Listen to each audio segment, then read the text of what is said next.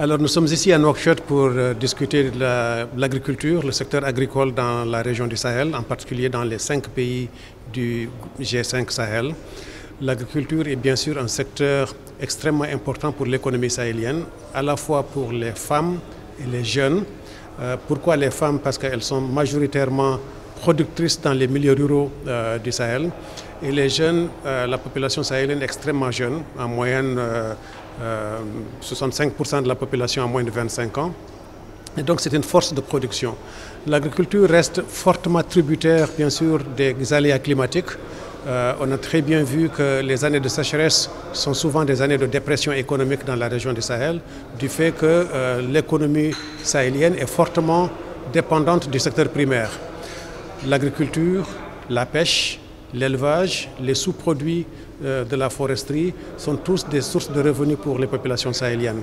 En fait, on dit souvent qu'un Sahélien, il n'est ni agriculteur ni éleveur, il est à la fois pêcheur, agriculteur et éleveur en même temps. Donc, la réunion de Nouakchott est extrêmement importante parce qu'il explore des pistes pour voir comment améliorer la production agricole, comment la rendre plus résiliente, c'est-à-dire comment elle peut résister aux chocs climatiques et aux chocs, disons, des catastrophes naturelles qui traversent la région du Sahel de manière régulière. Alors, de notre point de vue, pour rendre l'agriculture plus résiliente, il faut intégrer le secteur de l'énergie. L'agriculture est restée souvent très traditionnelle et la houe et la daba n'ont pas réussi à développer les Sahéliens. Donc il faut une autre forme de production. Il faut réduire les pertes après récolte. Les Sahéliens produisent péniblement pour juste perdre 50% de leur production du fait du manque d'énergie pour la conservation et du manque d'accès vers les marchés. L'énergie, c'est aussi la capacité de transformation des produits.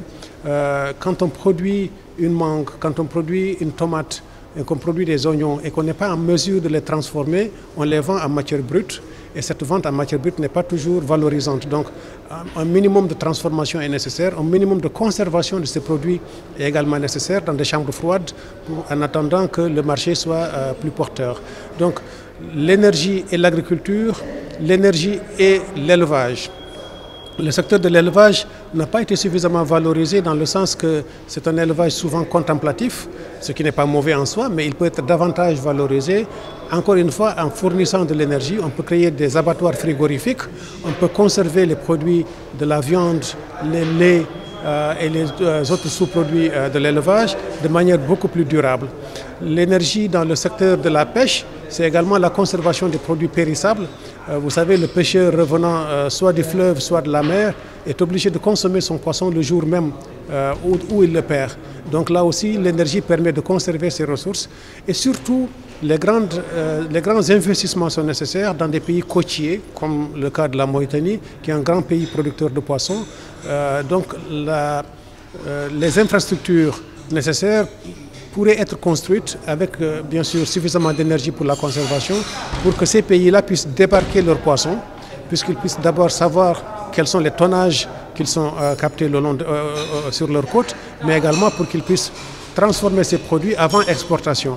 Débarquer, transformer, c'est créer des emplois. Le monde est fasciné par les migrations irrégulières et les efforts sont déployés de toutes parts pour assurer une gestion des flux migratoires.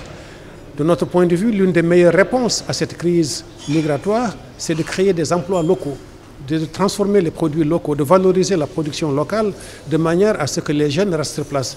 Très souvent, cette réunion est importante pour la vie des Sahéliens, pour la prospérité des Sahéliens. On a souvent décrit le Sahel comme étant une région pauvre, ce qui est vrai, mais c'est aussi une région dont les potentialités sont énormes. Donc il s'agit ici de voir comment on peut les valoriser.